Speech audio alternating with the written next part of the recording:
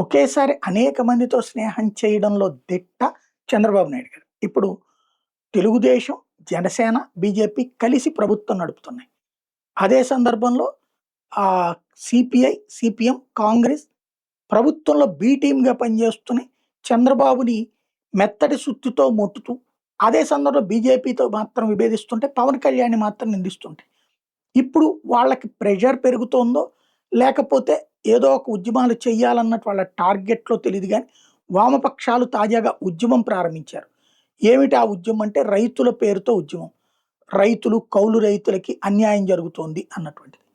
ఇప్పుడు ఆ మధ్యన మామిడి రైతు, నిన్నగాక మొన్న కూడా టమోటా రైతు, పొగాకు రైతు వాళ్ళకి సంబంధించి ఇంతవరకు వామపక్షాలు ఏమీ పని చేయలే.